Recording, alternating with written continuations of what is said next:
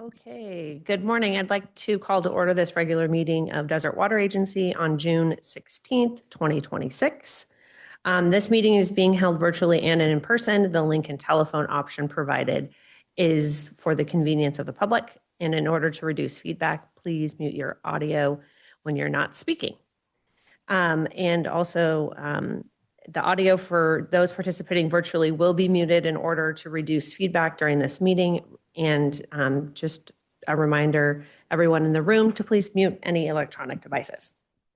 For discussion and questions, I will call on the directors in the following roll call order: Director Bowman, Director Gracia, Secretary Treasurer Ortega, Vice President McKenna, and then myself. And all votes will be conducted via roll call.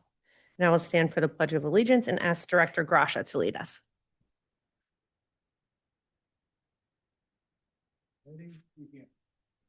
Allegiance to the flag of the United States of America and to the republic for which it stands, one nation, under God, indivisible, with liberty and justice for all.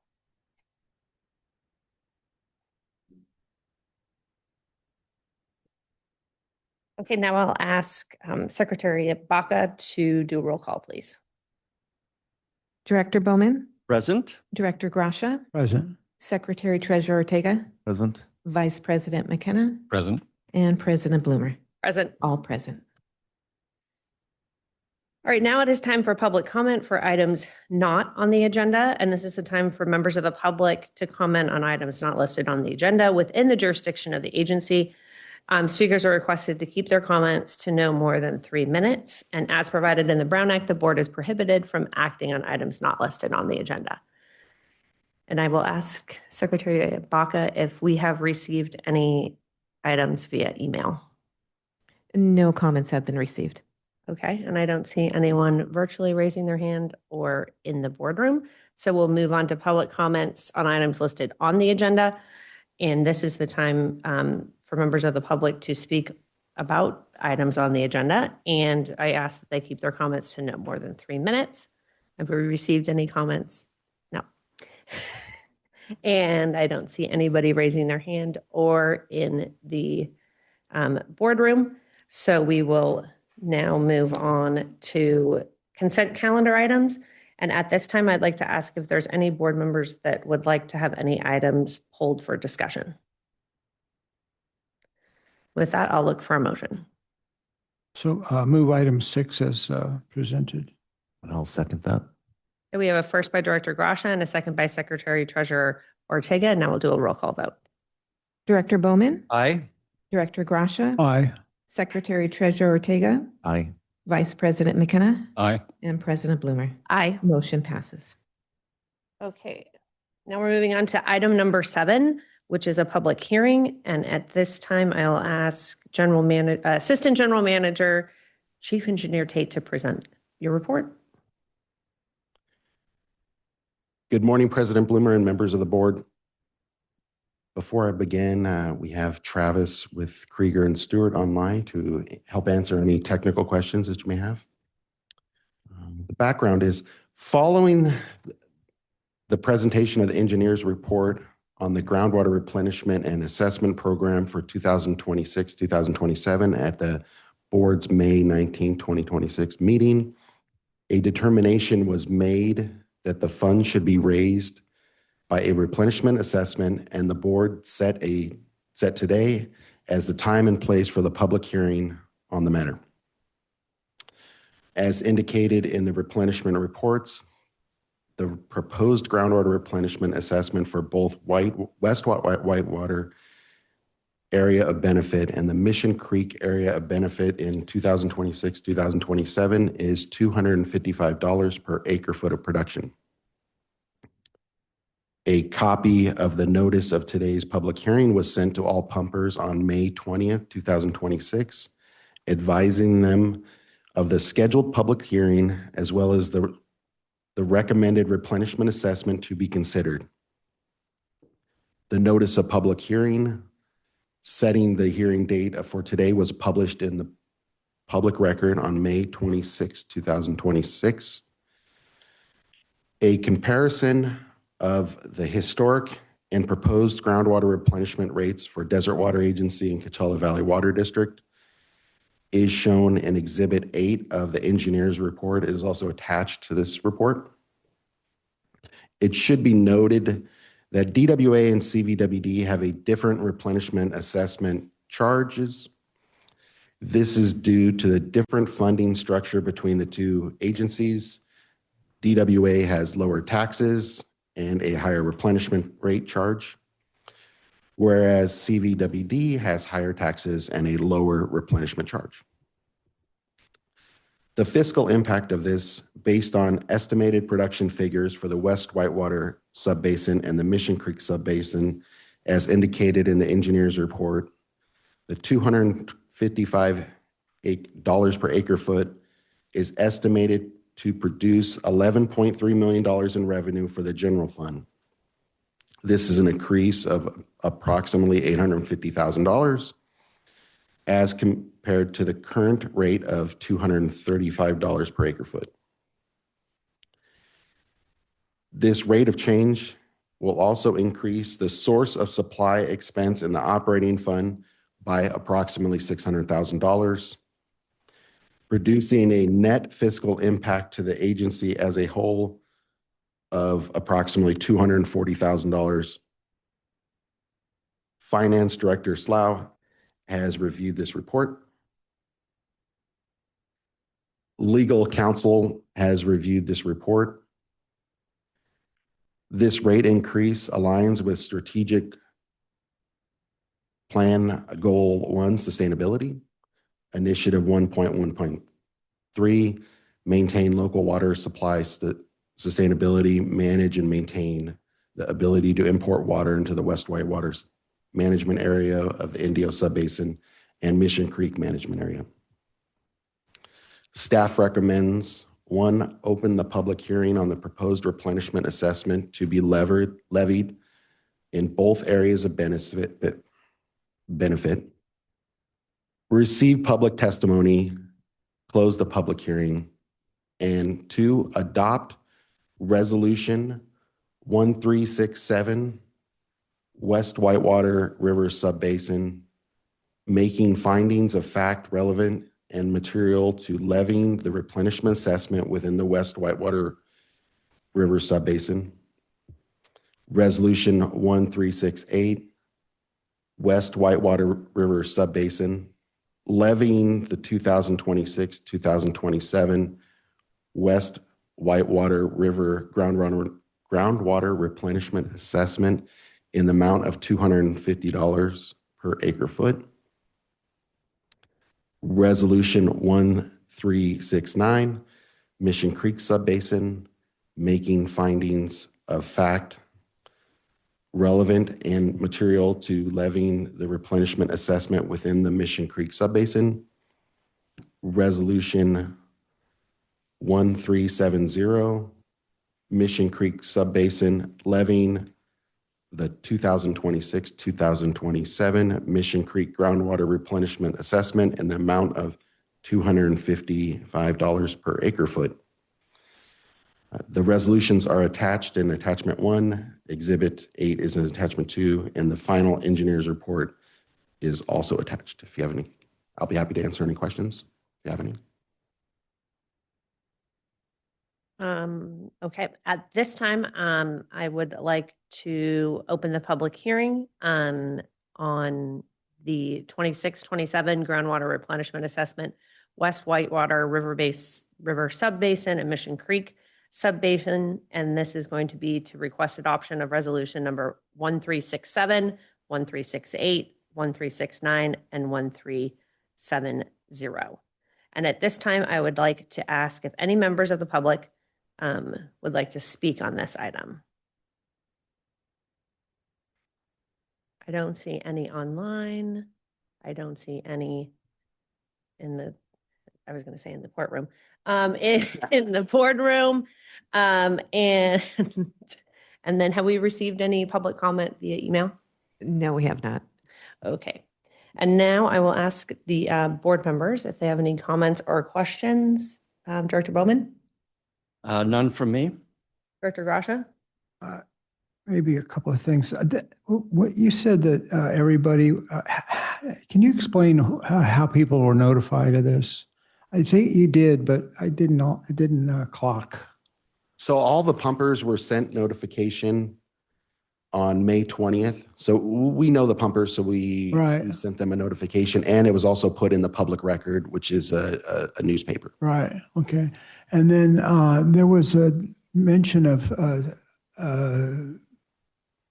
$600,000 on the effect to the agency, or 200,000. Could you, what is that? So the agency pays the general fund. So when we're a pumper also, Right. so Oh, the rate is going to that's increase what- our pumping costs to our customers. All right, thank you. Fills in all the blanks, thanks. Okay. Secretary Treasurer Ortega? Just to clarify, you may have misspoken, but it sounded like you said $250 for the Whitewater Subbasin and $255 for the Mission Creek. 255. Thank you. Yes, thank you.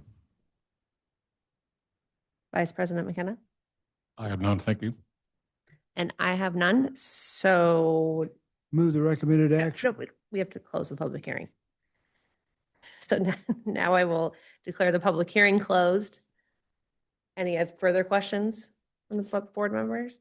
So now I'll take a motion to adopt Resolution 1367, 1368, 1369, and do we have to do separate motions for each? No. So one motion for all the resolutions. So moved. And I'll second that. Okay, we have a first by Director Grasha and a second by Secretary Treasurer Ortega, and I will do a roll call vote. Director Bowman, Aye. Director Gracia, Aye. Secretary Treasurer Ortega, Aye. Vice President McKenna, Aye. and President Bloomer. Aye. Motion passes. Now we move on to item number 8, action items. 8A, request board approval of July 2026 cost of living salary increase for DWA employees. Ms. Hopping. Thank you, President Bloomer, members of the board. So our current memorandum of understanding, which is called the MOU, which is our agreement with Teamsters, calls for a cost of living adjustment each year for the pay period that includes July 1. So the cost of living adjustment in the contract is set at a maximum of 6%, and it's based on March 2026 CPI. So that came in this year at 2.9%. So based on that, all of our salary charts should be increased by 2.9% for all employees and for all positions on the chart. So you'll see included in your packet a copy of the MOU. Then we also have a copy of the CPI chart and the new salary chart that needs to be approved by the board for CalPERS purposes. So the total impact of this increase would be $377,300 for the 2026-2026 budget. Finance Director Slaw has reviewed the report. The strategic plan alignment is operational to provide competitive pay and benefits to our employees and retain a skilled workforce and attract new qualified talent. And staff recommends that the Board of Directors approve the 2.9% salary increase for staff and approve the combined salary schedule and classification listing effective July 1, 2026. And I will be happy to answer any questions. Okay, thank you very much. Any questions, Director Bowman? None from me? Director Grasha? No questions? Secretary Treasurer Ortega? No. Vice President McKenna? I have none. I have none. Okay, and I have none, so we'll look for a motion. So moved. I'll second. Okay, we have first by Director Grasha and a second by Secretary Treasurer Ortega, and then we'll do a roll call vote. Director Bowman, Aye. Director Gracia, Aye. Secretary Treasurer Ortega, Aye. Vice President McKenna, Aye. and President Bloomer. Aye. Motion passes. Thank you. Now we'll move on to 8B, request adoption of Resolution 1371, 1372, and 1373, establishing rate and fees for domestic water service, recycled water service, and sewer service. Finance Director Slough. Thank you, President Bloomer and members of the board. I'm here before you today to request adoption of resolutions 1371, 1372, and 1373, establishing rate and fees for domestic water service, recycled water service, and sewer service. Back in 2023, the agency completed a comprehensive rate study with rate consultant MBS.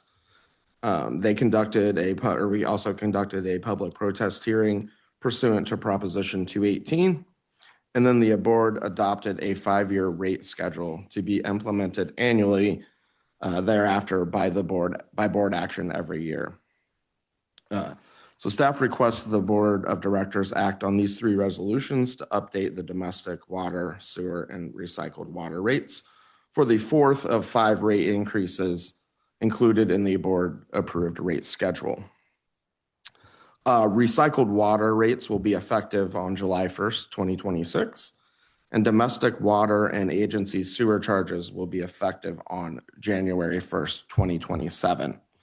Staff recommends that all future rate adjustments included in the approved schedule be evaluated closer to the implementation date in conjunction with the annual budget. So now I'm going to go through each of the resolutions and just highlight the rates that have changed. In Resolution 1371, the potable water rate updates the quantitative water rate component of the monthly service charge per 100 cubic feet for all metered and unmetered water used for all purposes other than temporary service facilities and the Chino Creek potable water system. So that rate is currently set at $2.75 per HCF and effective on January 1st, 2027. If adopted, would go up to $2.92 per HCF. The Chino Creek potable water rate, that is currently at $8.46, would go up to $9.47 on January 1st. The temporary construction meter water rate, which is currently at $2.80 per HCF, would go up to $2.98 on January 1st. The Resolution 1371 also updates the fixed water service charge component of the monthly service charge for domestic water customers to maintain approximately a 30% revenue requirement collected from the fixed charges, with the remaining 70% collected from the quantitative rate previously mentioned. These rate changes would go into effect on January 1st, and you can see in the table there the rate changes by meter size. Also included in Resolution 1371 is the drought rate. So the drought rate could be required to be added to normal monthly quantitative charge per HCF of water delivered. This rate would be implemented if adopted by the board in cases of extreme shortage. The board would vote to adopt the drought rate, which would only remain in place for 6 months unless increased, renewed, or rescinded by the board. Staff will be monitoring consumption levels and revenues to determine when to recommend implementation of this rate. And then you can see here is a table by conservation required of the rate changes. And these would also be effective January 1st. Also included in Resolution 1371 is the revenue stabilization rate that the board could elect to add to the normal monthly quantitative charge per HCF of water delivered. This rate would be implemented if adopted by the Board of Directors in a case of events other than drought or water shortages that cause revenues to fall well below projected levels. The board would vote to implement this rate, which would remain in place until water revenues return to fiscal year to date projected levels, or until rescinded by the board for any other reason, or whichever one occurs first. The agency's drought rate is the primary means of addressing revenue shortfalls during times of declared water shortage in conjunction with the agency's water shortage contingency plan. The agency's drought rate and revenue stabilization rate may not be in effect at the same time. And then you can see by revenue shortfall category, you can see the rate changes in the staff report, which would then be effective on January 1st. Resolution 1371 also adjusts the zone charges per HCF of delivered water necessary to cover the costs associated with pumping water to higher elevations. You can see there are three categories of zones that have an additional rate, and you can see the change in the staff report effective January 1st of 2027. Resolution 1371 also includes adjustments to the monthly fire service charge. And included in the staff report are the changes by meter size for each of the fire services with the new rate effective January 1st. Backflow protection device repair charge is also included in Resolution 1371. And you can see in the table the changes in the rates by meter size, also to be effective on January 1st, 2027. Since this is a long report, I want to pause here to give a moment for any questions if anybody had specific questions about Resolution 1371 before moving on to the next resolution. Any questions? Great, thank you. Resolution number 1372 establishes the rates and fees and charges for recycled water. In July of 2022, the agency reduced the recycled water rate from 79 cents per 100 cubic feet to 60 cents per HCF and implemented a multi-year strategy to increase the quantitative rate by 5 cents per HCF per year through 2028 in order to make the cost of recycled water comparable to the cost of pumping groundwater from a private well, including the replenishment assessment charge levied by DWA. I think our strategy, though, was to cap it at the 79 cents it was originally at, and then we'll wait until the next rate study to come up with another plan to potentially increase that over the upcoming future. So during that 2023 rate study, the 5-year fixed rate increase plan was put in place to continue to generate 0.5% of recycled water revenue requirements from the fixed monthly charge, and then the remaining 99.5% from the quantitative rate. And so, as I mentioned, the quantitative rate effective July 1st of 2026 would go from 75 cents to 79 cents per HCF. And then additionally, we would have the fixed charges per meter would, those changes are included in the staff report, and those would also be effective July 1st, 2026. Okay, moving on to resolution number 1373, establishing rates, fees, and charges for sewer service. So in addition to the agency's charge for sewer services, the agency passes through the treatment charges imposed by CVWD and the City of Palm Springs for sewage treatment. CVWD imposes a charge for sewer customers located in Cathedral City, and the City of Palm Springs imposes a charge for sewer customers located in the Palm Oasis and Dream Home communities within Cathedral City. These charges are collected by the agency on the customer's monthly bills and are remitted in full to CVWD and to the City of Palm Springs on a monthly basis. CVWD has elected not to adopt a rate increase for their sewer charges in fiscal year 26-27. So the current rate of $31.96 per EDU will remain in effect for all of fiscal year 26-27. Resolution 1373 does update the monthly sewer service charge that DWA collects per EDU. And so that rate would be going from $8.03 currently to $8.41 per EDU with an effective date of January 1st, 2027. And so that, when you add that into the CVWD rate, that rate on January 1st would be $40.37, whereas currently $39.99. And then for the Palm Oasis and Dream Homes, that service charge per EDU, when you add in the City of Palm Springs charge of $20, would be $28.41, which would be up from $28.03.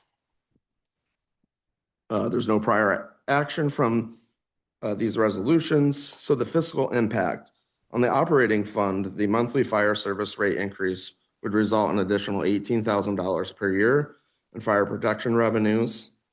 The quantitative zone and monthly service charge rate increases will result in an additional $2,960,000 per year in water sales revenue, of which $1,184,000 is included in the proposed operating fund budget for 2026-2027 to reflect the January 1st effective date. The recycled water rate increase will result in an additional $56,000 per year in revenues and has also been included in the proposed operating fund budget for 2026 and 2027. The wastewater fund, the sewer rate increase effective on January 1st of 2027 will result in an additional $15,550 per year in DWA sewer revenues, of which $7,800 is included in the proposed wastewater fund budget for 26-27 to reflect the January 1st, 2027 effective date. Legal counsel has reviewed this report and the resolutions. And at this time, then, staff recommends that the Board of Directors adopt a resolution number 1371 for domestic water rates, fees, and charges effective on January 1st, 2027. And we also recommend the adoption of Resolution 1372 for recycled water rates, fees, and charges effective July 1st of 2026. And then finally, adoption of Resolution 1373 for sewer rates, fees, and charges with DWA's monthly service charge rate effective January 1st, 2027. And I'm available for any questions. Any questions, Director Bowman? No questions, but a comment. Thank you for your thorough report. Director Gracia, any questions? Yes, great report. Thank you. I have no questions. Secretary Treasurer Ortega? No. Vice President McKenna? I have an issue here. And it's not obvious. You have to take our rates and fees and look at our budget, which is the next item. You have to look at the Secretary Treasurer's report, the next item. And if you do that, you see something that's not obvious is going on. The budget process involves the heads of departments, and they set out what they plan to do, and a committee decides whether or not it goes in the budget. But every year for the last 3 years that I've been on this board, we have undershot expenditure against the budget. And there are good and practical reasons for that. It's not easy to put a new water main down Vistachino, even though it may go in the budget. So every year we have this list of things we are attempting to accomplish, and every year we undershoot that list. But the money is still in the budget. The money is set aside. The money carries forward. It doesn't go away. It ends up in the finance director's treasury operations, which are excellent. But the effect of this is on our reserves. It creeps into the reserves. There's other reasons reserves go up, but I looked at the numbers, and thank you for sending them to me. In 2024, at the end of the fiscal year, the agency had $274 million in reserves. The following year, 300. The year after that, 344. That's this year. And by the end of next year, fiscal year next year, will be $370 million in reserves, which is a 35% increase in 4 years. Now that money is arriving because we are essentially charging our customers for things we're not doing. And that's the issue I have. We have this built-in 6% escalation in our rates for the next 4 years, the Prop 218 process. But I'm questioning whether or not we really need to do it when what we're actually doing is collecting money from our customers for things we haven't yet done. It goes into reserves, which are now at the level of $13,000 per customer. And if all our reserves were flexible money we could spend on anything, and they're not, our customers could stop paying their bills and we wouldn't run out of money for like 8 years. So I'm beginning to question, are these reserves getting too big? Are we overcharging our customers? And frankly, I think we are. So I would like to suggest a pause. Maybe this isn't the year to do it, but we should probably pause these increases. Or we should have a Manhattan Project when we put all of these undone things into a new works program. We staff up for it. We get the engineers involved. and we do the actual things we're talking to do. Pipeline replacement, we're setting aside $6 million a year and spending half of it. And there are good practical reasons why that's happening. I understand that completely. It's not easy to do these projects, but, we should do them because they are hard, to use, Kennedy's phrase. We need to reprogram all of these capital expenditures into one massive project with an effective and realistic timeline. The money is sitting there. The work needs to be done. Water is leaking here, there, and everywhere. The system's getting older every year, and we're not keeping up. I think we're not keeping up as fast as we could. I think we need a dedicated team working on that kind of stuff. And then it's fine to collect the money and charge the customers. But at the moment, we're collecting the money and we're not doing the work. And I'm not comfortable with that. So that's my comment. Okay. So now it's me. I do want to mention that the reserves, most of the reserves are in the general fund, which is only used for water supply, not collected just on our domestic customers. So I think and that's for big future projects of water supply that are coming in. So our operational reserves are much lower than what our maximum reserve, and that's coming just from the domestic customers. And also with pipeline replacements, we can't just tear up the whole city and replace all the pipes at one time. And staffing up is hard because what's the future for keeping those staff on if we're just going to staff up for a big project and then? Those are excellent points. I did say it was hypothetical. The reserves could be spent on anything, and I know that's not the case. But at the same time, this volumetric charge is collected from the customer every month. And are we delivering what we're claiming to deliver? And yeah, well, I don't want to dig up the whole city all at once, but at the same time, we need to get those old, 70-year-old, 80-year-old pipelines. We need to get them replaced. And I don't think we're moving fast enough. So, I think my point stands. Yours is a good point, but I think my concern remains that we're not keeping up. And when somebody asks us to reduce our water consumption by 44%, there's 7% wastage that we need to go right after. Okay. With that, I'll look for, okay, go ahead. Another comment. Can we allow staff to possibly reply to Director McKenna? Well, actually, I think President Bloomer, she hit the nail on the head. That's what's going to be my comment, that most of the reserves are held in the general fund, and those are really related to future expenses that we know we're going to have, that we're setting those monies aside now for, and helping, to kind of keep the tax rate smooth. And so that's where most of the reserves are. But your point is noted, because I think when you look at the treasurer's report, like on the operating fund, we are 20% below budget on our expenditures. And a lot of that has to do with extraordinary expense items that were included in the budget that we just haven't gotten to this year. And I would like to capitalize on that a little bit. So yes, we have capital projects are very different and distinct from our extraordinary expense projects, and it changes how we budget for them. And so capital projects, yes, we take the money and we set it aside, but you are not seeing that that's not included in that 20% that you're looking at. And so we've set those aside. We are tracking them, and as either if there's no longer a need for them, it's determined there's no longer a need, or when those projects are complete, they're closed out, and any additional funds that are left are sent back to the funds that are available for redistributing and reallocating during the budget process. And so that's an extensive evaluation that's gone through each year with all the department heads and project managers. When we talk about the extraordinary expenses, those are projects that we can't and don't deal with the same way and just set the money aside and set the money aside. We have to, if there's an underrun, so let's say we had a major recoat project for a reservoir, that's an extraordinary expense item, not a capital item, but that can be several hundreds of thousands of dollars. It's a lot. And if we can't get to it, circumstances happen where we can't get to it that year, it does show up as a major underrun in the budget. But what we do is through that budget process, we look at everything that wasn't able to be completed with the extraordinary expenses and that available funds. Right now, you're seeing that 20%. We forecast that out to the end of the year and we say, we have this money available to reallocate to either the same project or other projects.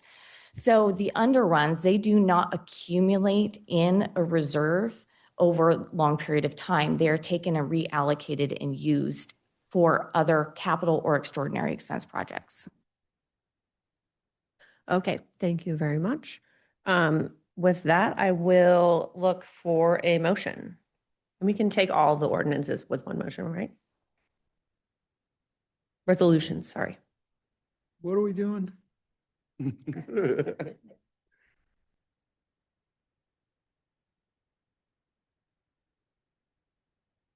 Item 8B. Oh, I move item 8B, resolution number 1371, 1372, and 1373 as presented. I'll second that. Okay, we have a first by Director Gracia and a second by Secretary Treasurer Ortega. Any further discussion? And we'll do a roll call vote. Director Bowman, Aye. Director Gracia, Aye. Secretary Treasurer Ortega, Aye. Vice President McKenna, I will abstain on this vote. and President Bloomer. Aye. Motion passes.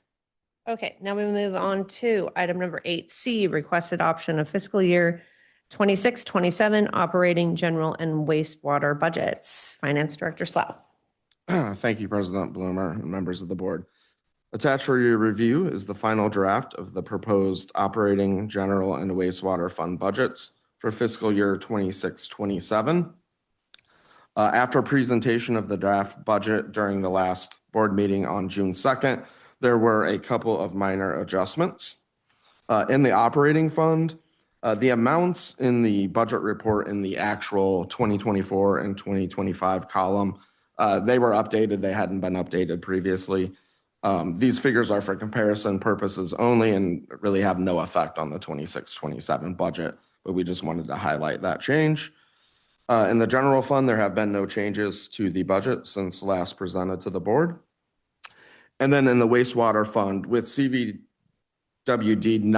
electing not to impose a rate increase for the budget year or for fiscal year 26-27, the wastewater service revenue and wastewater treatment service expense have both been reduced by $90,000. So a net effect of zero on the budget. So with that, so the fiscal impact is included in the budget report attached to the staff report. And staff is recommending that the board of directors adopt the operating general and wastewater fund budgets for fiscal year 2026-2027. Okay, thank you very much. Questions or comments? Director Bowman. None from me. Director Gracia. No questions. Secretary Treasurer Ortega. Nothing. Vice President McKenna. I have no questions. Thank you. And I don't have any questions or comments, so we will do a roll call, or sorry, need a motion. I move item 8C as presented. And I will second that. Okay, now we'll do a roll call vote. Director Bowman, Aye. Director Gracia, Aye. Secretary Treasurer Ortega, Aye. Vice President McKenna, Aye. and President Bloomer. Aye. Motion passes. We'll move on to item 8D, authorize general manager to execute contract with Vertex One for AMI customer portal services. Mr. Elliott.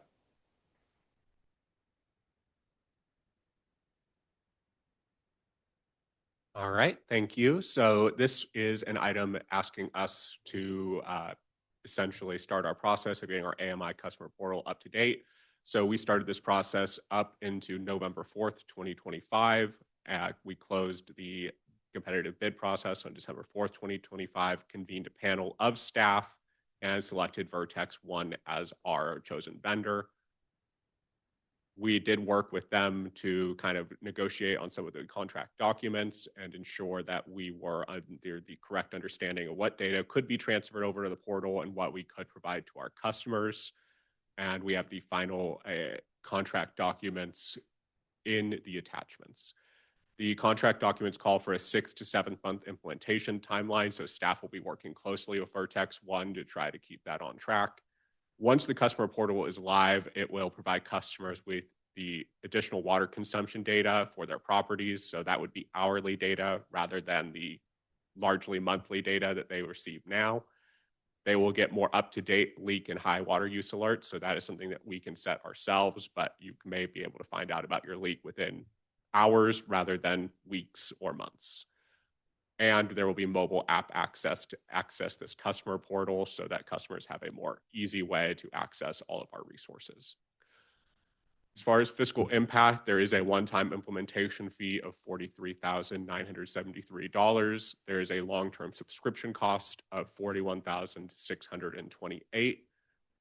In addition, there are transactional fees. So that would be for things like text messages, emails, PDFs, even like a robo-dialer. We're not expecting those to very commonly exceed what is allotted to us within the contract, but those are transactional. So if we did exceed it, we could end up paying a small amount additional. Maximum cost is expected to be $85,601, and it would be coming out of the 2026-2027 budget. Excuse me. So Finance Director Slough has reviewed all of those numbers. Any additional cost would come out of Conservation's recurring expense budget. So we would have the additional funds to cover that if necessary. Legal counsel has reviewed all of the project documents within this report. As far as strategic plan alignment, I will not read all of them, but I do like that we've got to goal 4 engagement, which is building and maintaining connections with customers to foster trust, community equity, and increased awareness.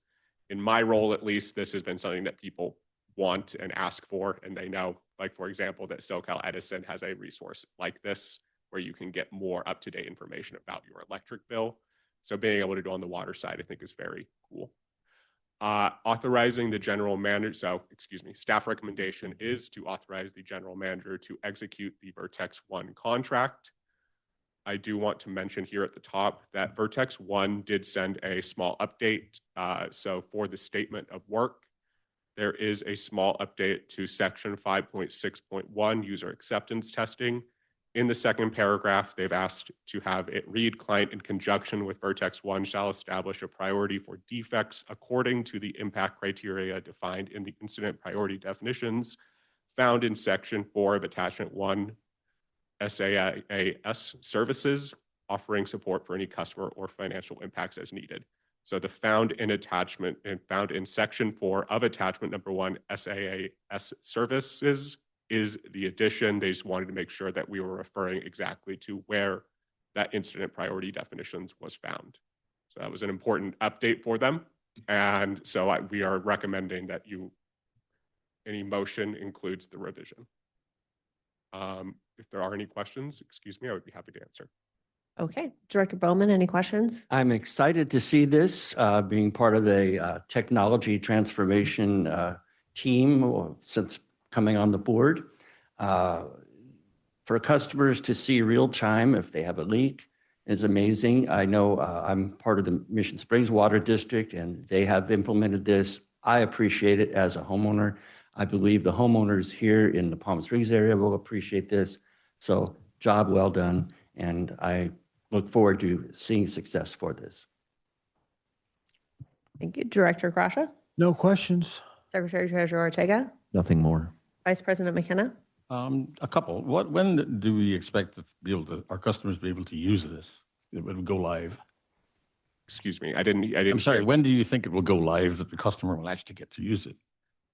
So if everything moves smoothly, we would probably be looking at probably early 2027, I would expect. So starting kind of January 2027, if the whole process goes smoothly, I would hope to be starting to go live, getting the word out there through our public affairs team and hopefully getting our customers access to it. And how granular will it be? How frequently is it updated? Is it like daily, hourly? So it would be updated daily with hourly information. So Oh. there would be essentially, every day you could look at the last 24 hours of information. Excellent. All right. Thanks.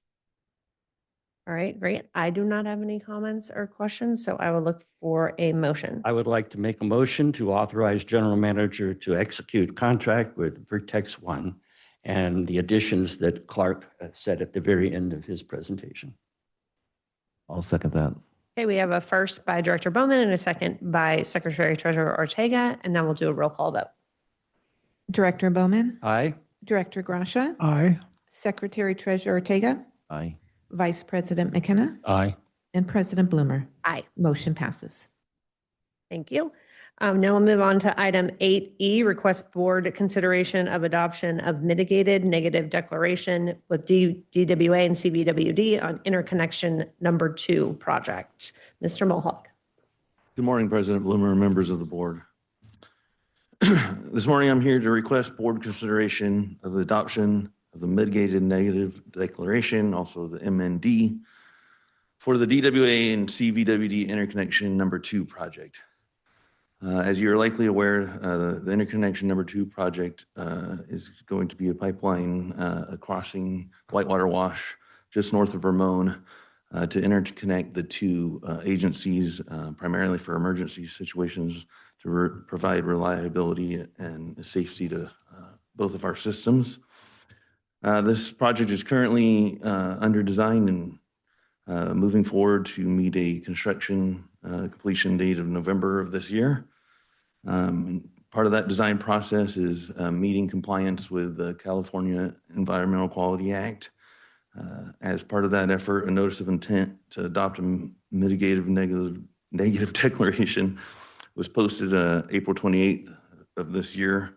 Had the 30-day comment period closed on May 27th of this year. And comments were received from the California Department of Fish and Wildlife requiring mitigation measures. You can see this in actually attachment 1. That's a typo there. These comments were addressed in a response letter and incorporated into mitigation measures for the project. Let's see. After addressing all the comments, the next step in the CEQA process is to file a notice of determination. Desert Water Agency will include the mitigated negative declaration as part of the notice of determination. The filing of the NOD and MND will start a 30-day statute of limitations on court challenges. And if adopted by the board, the general manager will be the signatory of the NOD and MND, which will be filed with Riverside County and state within 5 days.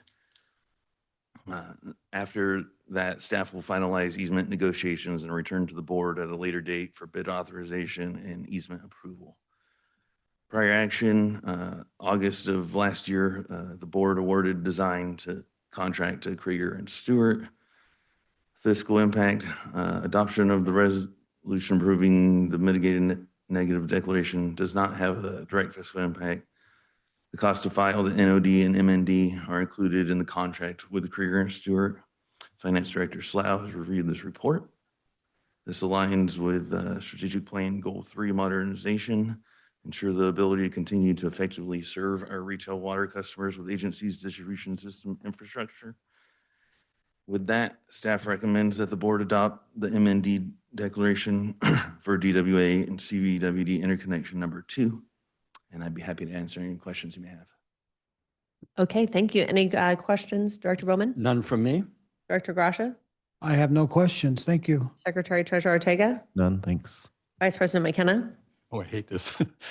I have a few questions. I see that it's a connection from a 12-inch main of ours to a 12-inch main of Coachella Valley. Is it a 12-inch connection as well? I believe so. I'd have to double check that. It's And changed sizes. The method of construction looks like you're pipe jacking underneath the wash. Is that correct? It's going to be a horizontal directional drill is the design. Horizontal drilling. Wow. You said it would be completed this year? Is That's that- correct. So it'll happen before the Ramon Bridge widening project gets underway? Because it could be challenging to have it going on at the same time. Yes, it'll happen first. completed before that. Okay. And you noted the burrowing owl issue because Mission Springs probably cost $1 million on the burrowing owl that nested on their Nancy Wright facility project. So you're aware of that, and we've got a plan. Yeah, to that's deal with that? included in this MND, and Right. they've already started those burrowing owl surveys. Okay, and there is one near the property. So are you ready to deal with that? That's included in the scope of Included? your. Okay. All right, good, thanks. Okay, I do not have any comments or questions, so I'll look for a motion. Move the staff recommendation. I'll second that. We have a first by Director Gracia and a second by Secretary Treasurer Ortega. And now we'll do a roll call vote. Director Bowman, Aye. Director Gracia, Aye. Secretary Treasurer Ortega, Aye. Vice President McKenna, Aye. and President Bloomer. Aye. Motion passes. Thank you. Thank you. Moving on to item number 9, Secretary Treasurer's report. Secretary Treasurer Ortega. Thank you. Good morning. So with the operating fund for May 2026, we received $4.1 million in water sales revenues, $95,000 in recycled water revenues, another $135,000 for the wastewater, and $61,250 in construction deposits, and then also an additional $474,000 in miscellaneous receipts from Coachella Valley Water District for a regional grass replacement grant. In accounts payable, it was $2.7 million was paid, and has already been noted, in terms of year-to-date performance against the budget, water sales are 1% under budget, total revenues are 1% over budget, and total expenses for the year in the operating fund are 20% under budget. And I will be actually going back to that shortly when we are open for questions. As far as active potable water services, there are 23,871 services in the month of May compared to 23,866 in the month of April, which leads to a net increase of 5 active services billed. There were also 34 accounts in the month of May that were turned off for non-payment. And over the past 12 months, an average of 42 accounts per month have been turned off for non-payment, which is about 2.1% annual disconnection rate. As far as the general fund is concerned for the month of May, we received close to $15 million in property taxes, another $1.8 million in replenishment assessments, close to $900,000 in State Water Project cost share reimbursements from Coachella Valley Water District, and about $564,000 in State Water Project refunds. The agency paid out $1,065,000 in State Water Project charges, and year-to-date have paid $26,356,000. As far as the wastewater fund, no cash receipts received. $98,000 in accounts payables was paid out. The number of active services in May is the same as the month of April, so there was no change to the active services billed. And with that, I am available for questions as long as our finance director can support me on some of them. Absolutely. Okay, Director Bowman, None from me. Director Gracia. No questions. So You said you had a question I for do. yourself. I have a question for myself, which is why I'm looking to our finance director. So there were several things about the operating fund that I did pose to our finance director earlier prior to the meeting. The first had to do with these miscellaneous receipts from Coachella Valley Water District for a regional grass replacement grant. And so my question was, what does that actually mean? So this is state funding that was originally earmarked for the Sunrise Park development. It was a program that was administered through CVWD. And so we would be a subrecipient of that. And then, so once that Sunrise Park development project didn't go forward, the funds were actually then repurposed to go towards the grass rebate program. And so this would be the amount that was repurposed from the 1.5 million or whatever it was. That's and this represents expenses through December of 2025. So just reimbursement for those. Thank you. My other question, and this goes back to a point that Vice President McKenna brought up, and this 20% under budget for the operating fund, which is basically what we're going to be seeing by the end of the year, since there's really only 1 month left. in this budget year. And my question had to do with really what is driving that right now. So majority of it is going to be kind of what we alluded to before, those extraordinary expense items that were planned to be done during the fiscal year that just haven't happened. And so looking over those projects, that's about almost $3 million less in expenditures so far this year than what had been planned. And I think about at least half of those have been rebudgeted for the next budget budget period. And then also we did have, we had about 6 or 7 new positions in the budget or the current year budget. And so when those are budgeted, we typically budget for the full year, but a lot of those positions don't get filled until at some point throughout the year. So then that affects salaries, healthcare, other type of employee related expenses. And so that causes us then to come under budget. We had a situation where we had an IT consultant that was budgeted at, I think, about $400,000. And we ended that contract about $100,000 into that. So that also added to that. And then just a couple other categories. I think our chemical expenditures are a little under budget as compared to the budget. And so just all that added together kind of adds up to that 20%. Now, what you will see in June, though, is we do have a considerable amount of expenditures that happen in June, like, say, depreciation. Okay. And while that won't necessarily go over budget or come under budget, it's such a large expense that you'll probably see that 20% probably drop down to something a little bit, 15% or so. All right, thank you. And then the last question I had has to do with the disconnection rate. I may be imagining it, but it seems to be creeping up from where it has been of late. And I wanted to ask whether we had any sense of what's behind that. You're correct. Yeah, it has creeped up a little bit over the last year or so, from kind of the mid to the low 30s, 33 to 35 to now we're a little bit above 40. And that could be indicative of the economic conditions. But then also I kind of wanted to put a frame of reference around that. So we're talking about, 40 accounts out of 23,800 in a month. And so when you look at it from that perspective, it's, a very small percentage. But one thing that we are going to do, and we've included in the 26-27 budget, right now we have a Help to Others program with United Way, where we provide up to $200 of assistance per year for low-income customers. We kind of reevaluated that amount, and we calculated kind of what the average 2-month or average monthly bill would be. And that's up around $130 for residential customers.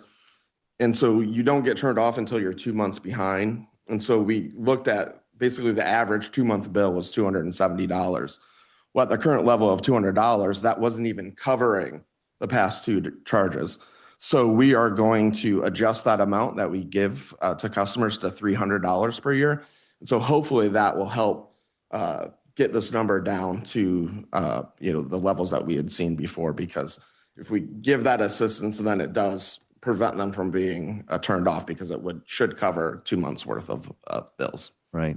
I mean, the reason I bring that up is, like, yes, in the bigger picture, it's a very small number, but it's still 42 households. Yep. And those are still 42 households that don't have water service. And that's still concerning to me, even if it's a small amount in the larger scheme of things. So I appreciate that context. And I also appreciate the fact that we've reevaluated that program in a way that might be more effective overall. So those were my questions. Okay, Vice President McKenna. Oh, a comment on your comment. I'm glad you brought that up. I think it's an issue. Affordability is really an issue for a lot of our customers. We should always keep our eyes on that. Thanks. Okay, and I don't have any comments or questions, so we'll move on to item number 10, the General Manager's Report. General Manager Science. Thank you, President Bloomer, members of the board. Okay, so for our activities for the last couple of weeks. The first thing that I'd like to highlight is this Simis station. As you're aware, for the Making Conservation a California Way of Life, we have targets that we have to meet, but there's a lot of inputs that calculate those targets of conservation that are required by our customers. And so DWA staff, Clark, has been working hard with ASCENA and DWR to get a Simis station installed, which is a California Irrigation Management Information System. That's now, the agreement is signed by all parties and planned to install in July of 2026. So this Simis station, it is intended to provide accurate local weather conditions specific for us here in Palm Springs, rather than using further away stations that can be, even though it may be as a crow flies not too far, we know here in the valley that conditions can be different on different ends of the valley. So we want specific information to Palm Springs to best inform our conservation targets for the Making Conservation a California Way of Life regulation.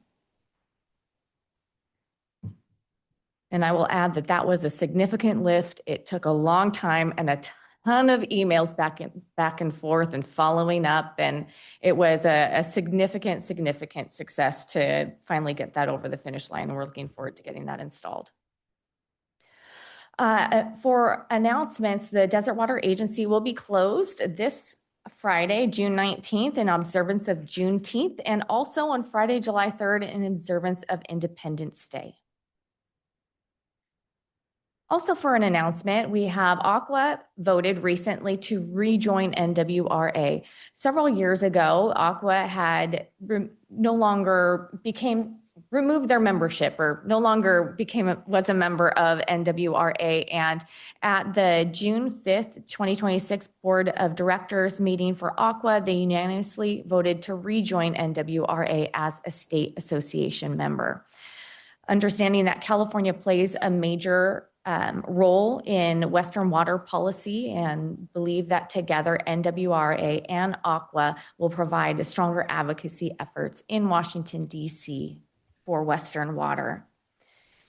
Aqua rejoining NWRA does bring NWR membership to all Aqua members, though we have been urged by NWRA to continue on with our current independent membership that DWA and others within California have, and highlighting that by independent members, they remain directly engaged with NWRA and have increased visibility and participation and voice among the NWA leadership.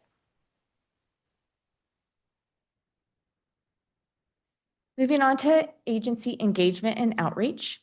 We have coming up a community workshop number 3 for the Coachella Valley Salt and Nutrient Management Plan. DWA is working to develop the CV SNMP along with other water and wastewater agencies throughout the Coachella Valley. And as a part of the effort, there is an upcoming workshop number 3 scheduled on July 1st from 10 a.m. to 10:30. And at this workshop, it'll highlight the recent progress on the plan and also focus on the new forecasting tools that estimate how much salt and nutrients levels in the Coachella Valley water basin may change over time. Attendees will be able to see visual animation showing the potential future groundwater quality conditions and learn about management strategies being evaluated to help to protect the long-term reliability of groundwater in the Coachella Valley. The meeting is going to be held in person, as well as there's a virtual option, and the information is included within the report if you or any of the members of the public would like to attend.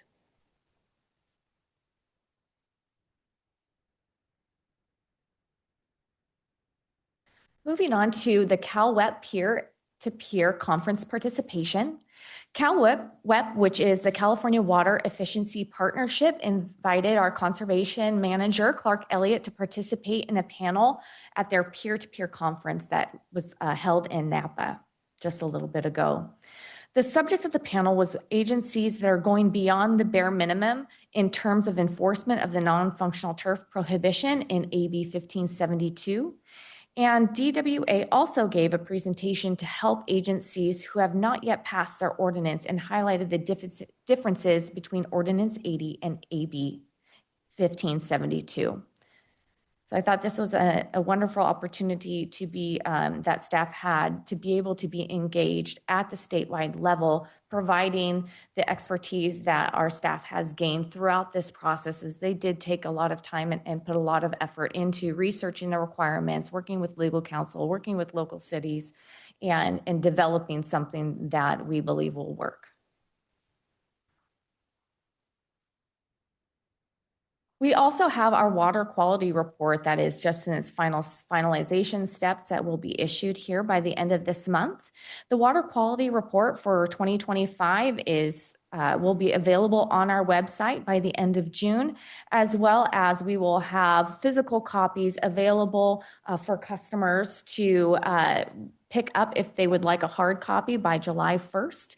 The water quality report is required by the state. It's also known as a consumer confidence report, technically. It provides transparent information about our drinking water and highlights the extensive testing and monitoring the agency conducts to ensure our water is safe for our users. And customers, they will be notified via a postcard and bill inserts that are being sent out about the availability of the report. And I'm sure we will be doing other notifications as well.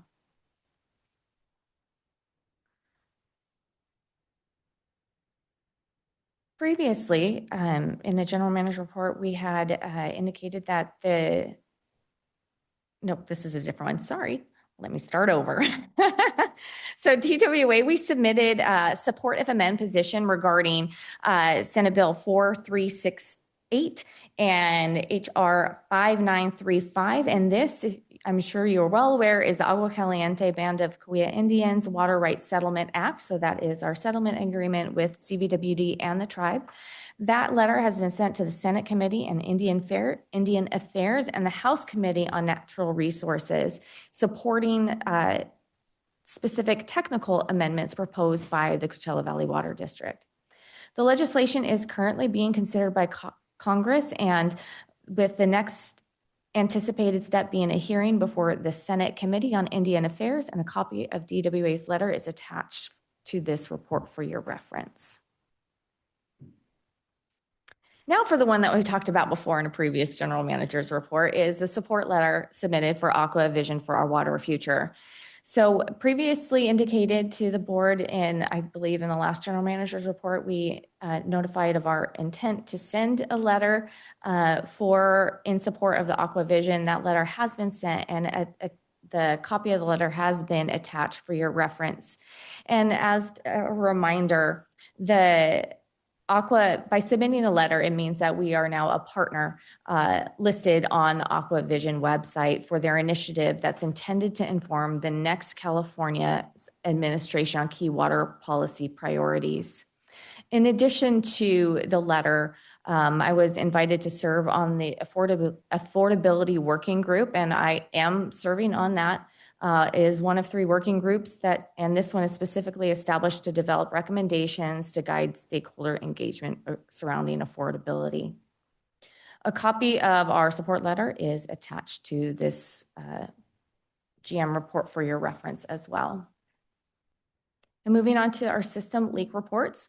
Over the last 2 weeks, we had a total of 13 leaks, averaging approximately 1 per day. So it seems like we've ticked down a little bit as far as the rate of leaks, as we typically see an increase in influx when we have a major change in the weather until it settles in a little bit. So hopefully we stay for the summer. And of course, consistent with previous trends, all the leaks are still on the bare unlined steel pipe. Now I'd like to pass it off for a highlight of management activities to HR Director Hopping.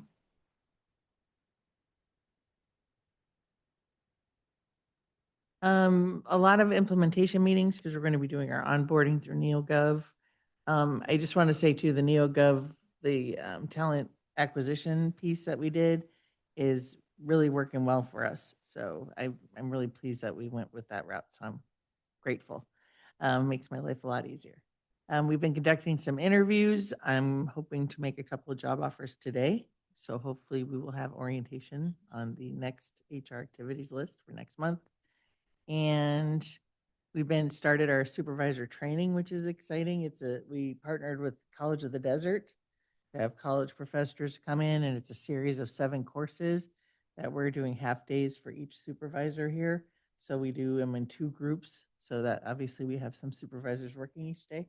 But we've been doing them, just started last week, and we'll be continuing that. And then once those are done, we are establishing a list of employees that we are either interested in supervisory positions or that we feel we would like to give additional skills to possibly move into those roles when we need them filled. So we're going to be doing an additional set of classes for those employees. So we're looking forward to helping them grow. That's it. Thank you. Now passing off to Finance Director Slough for a highlight on his meetings and activities. Thank you, General Manager Sines. Over the last month, you can see I've had quite a few meetings. Just to highlight a couple, May 21st, I did attend a CSMFO webinar on financial reporting. So going into, for this fiscal year-end audit, there are some new reporting guidelines as far as inclusion of different information in the MD&A section of the financial statements. I also did then had a Aqua audit subcommittee meeting. That was my first audit subcommittee meeting. And we were just reviewing the audit results from last fiscal year. Had quite a lively discussion regarding the fact that Aqua has to report under GASB instead of FASB. So it's more of a governmental entity, even though it's not technically a governmental entity. And then last week, I did also attend the Vasquez annual audit update in Pasadena. Once again, going over those new reporting guidelines for the current year audit. Thank you. Thank you. A few things I'd like to highlight on my meetings and activities. On June 9th, we held a domestic water ordinance review meeting with internal staff here. So we are going through our domestic water ordinance. It's been since, I think, 2019 is the last time that we really went through, and that was as a result of SB 998. We went through and we made a lot of updates to our water ordinance. But we now have a lot of new faces, and maybe not new faces to the agency, but new in leadership positions within the agency that really have a great, keen technical eye. And so we're taking a good look at that and have gone through kind of ripping it apart and making sure we understand everything that's in there and how it's determined to make sure that it's appropriate. So we're in the process of that, and we'll be bringing that to the board in the next few months after we get through the administrative process required. Also, we're continuing with the Metropolitan Exchange Agreement negotiations. And then, as Chris had highlighted, on June 11th, I attended that supervisor training here at the agency. Now, we receive a lot of notifications of like Aqua and other organizations that we're involved with about training opportunities. And they are incredibly important, especially for our management and our department heads. And that's something where it's hard to send everybody out to go and do those things, or it can take several years to cycle through. So we had knowing that we want to provide that training in alignment with our strategic plan as well. Chris worked with CVWD to locate, not CVWD, College of the Desert, starts with a C, COD.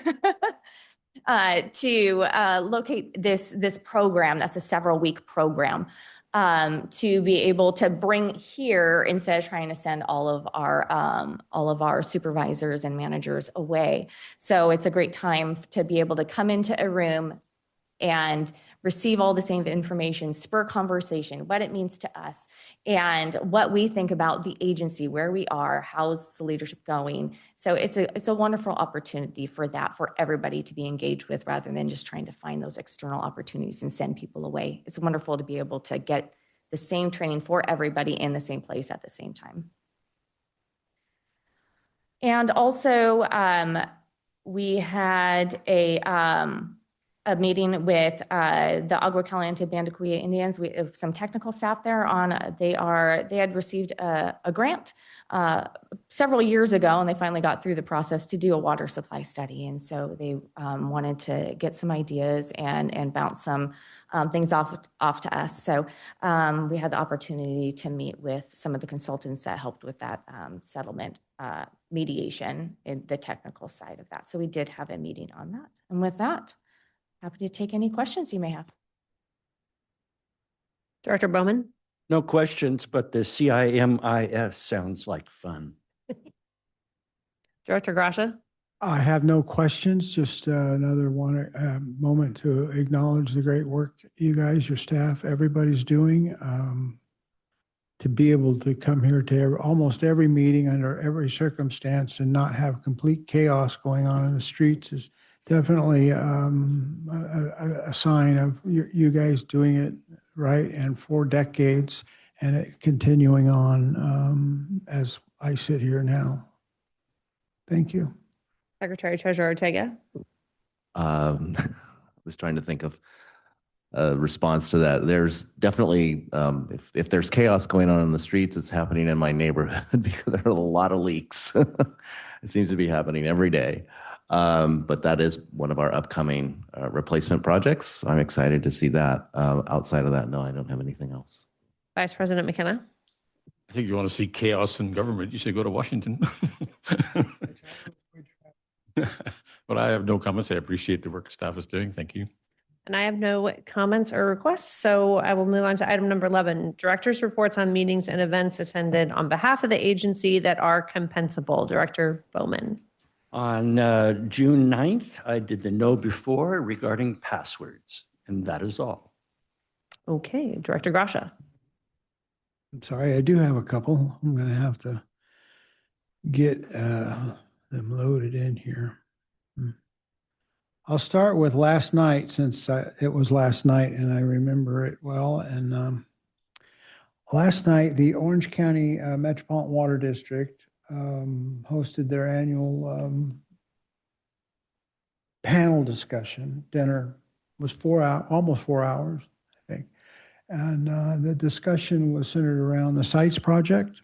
I don't know how many of you were at the Sites breakout session at Aqua, but I had engaged with the panel then on multiple issues that I felt needed to be addressed. Well, they spent nearly the entire meeting last night going one by one down that list of points that were made at Aqua. I don't know.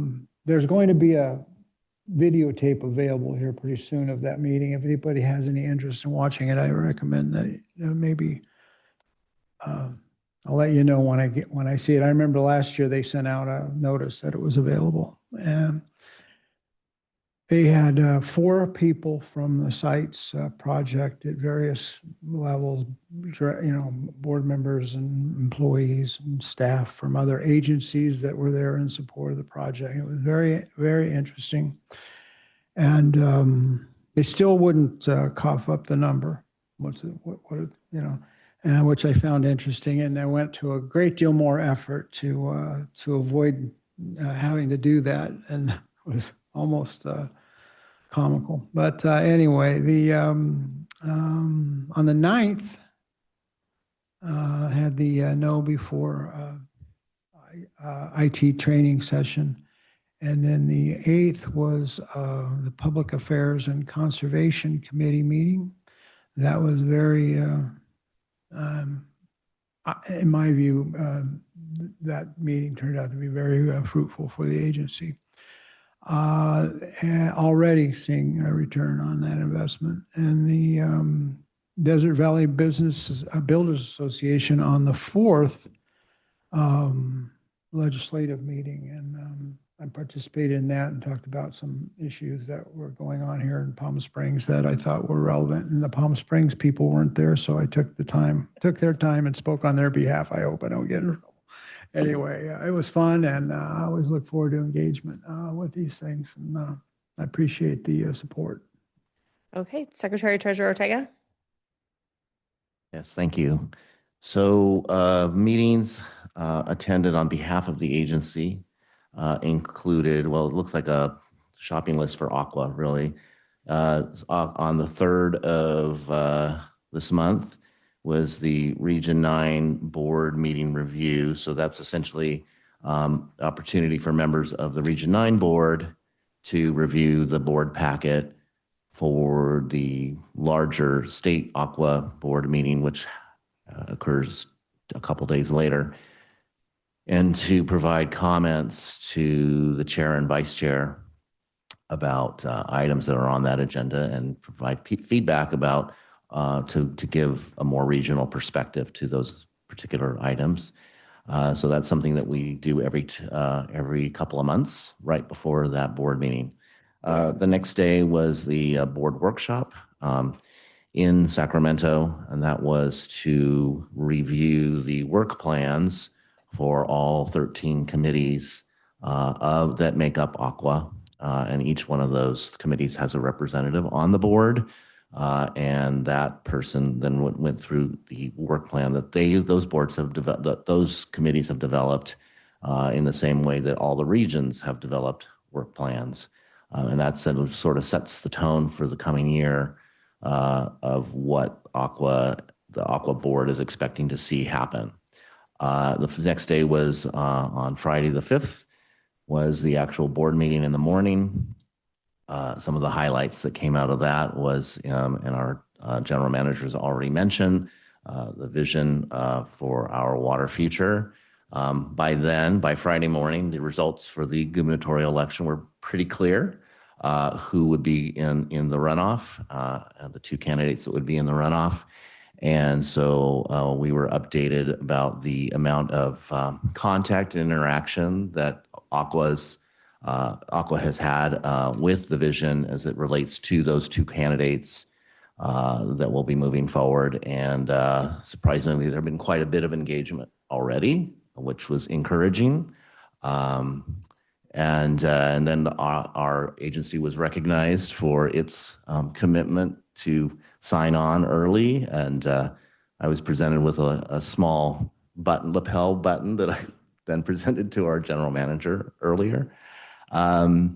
Also, in addition to, as I mentioned, the work plans and in addition to the vision, there's also this task force that has been created. Actually, let me back up a little bit. As it relates to vision, our general manager has already acknowledged that she is a member of the affordability committee. There are three committees or task force that have been assigned to really start to put solid recommendations together that then would be part of this vision that would then be communicated to with the two candidates, and then a plan that even goes after the election. Once a candidate has now been, there's a governor to be coming in January, that these really very much more solid recommendations will be socialized with them, and there's a whole plan to go forward into the next year on how we keep that water issue in front of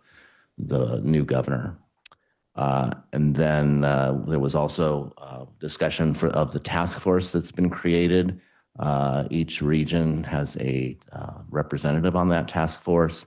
That task force is really about the large water projects of statewide significance. So those would be things like sites, Delta Conveyance, and how Aqua evaluates those projects as a state organization and make recommendations again to the legislature and to the governor's office on our support or not support for particular projects of that size. And then on Friday, the 12th, there was the Region 9 board meeting, which was held virtually. And I have been trying to get Aqua to be more proactive in communicating to our membership in Region 9 about that meeting and the ability to participate. This time the agenda came out quite late, and so I'd like to see that come out a lot sooner and go out to a broader audience and not just me and the general manager of this agency, so that folks outside of that communication group can also elect to participate if they would like to. And that's it for my meetings since the last board meeting. Thank you. Okay, thank you. Vice President McKenna? I attended Mission Springs special board meeting on June 3rd, at which they passed the same regional urban water management plan that we did. They also passed a budget. Their budget is a little harder to follow than ours, if you can believe that. They sometimes recategorize things. They have debt that they carry. We don't. But their financial position, I would say, has improved and is improving, probably because they've increased rates recently. Then on June 11th, executive committee here. And again, Mission Springs on June 15th, yesterday, they had a board meeting that lasted until 6:30 p.m., 3.5 hours. They discussed, they passed new standby assessments. They reported that their headquarters building bids will be reported to the board in July, so I expect that to start soon. That building will be 50% financed by a 30-year bond that they will be issuing, and we'll be paying off some current debt. They are proceeding with their area M2 assessment district for sewer connection, but that's not you or me yet. It's in the Dos Palmas area. But it's always good to see conversion from septic to sewer. They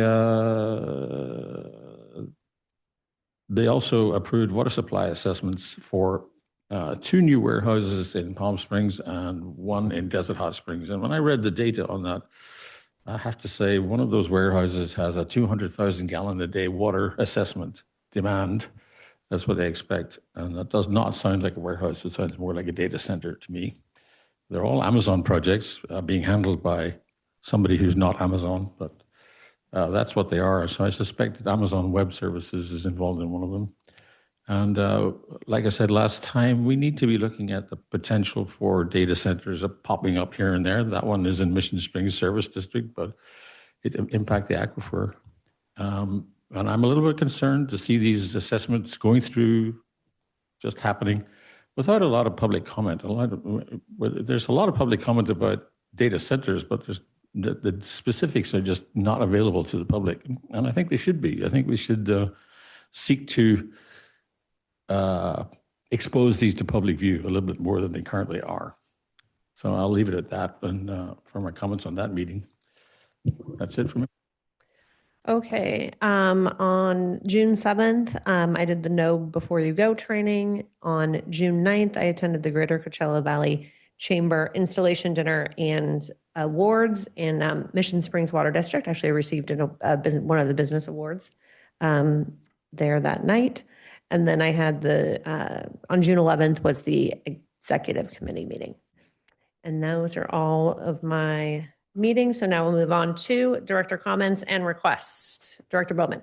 Nothing from me. Director Grasha. I have no comments and no requests. Thank you. Secretary Treasurer Ortega. Nothing else? Vice President McKenna.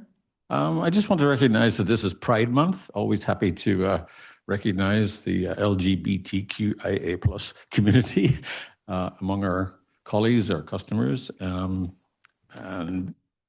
it's always I noticed that this is June 16th, and the first legal same-sex marriage in California happened on June 16th, 2008.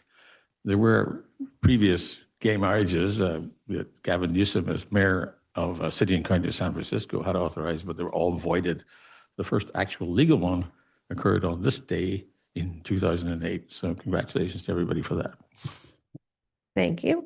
And I don't have any comments or requests. So now we will adjourn into closed session to discuss items 13A through 13C as shown on the agenda.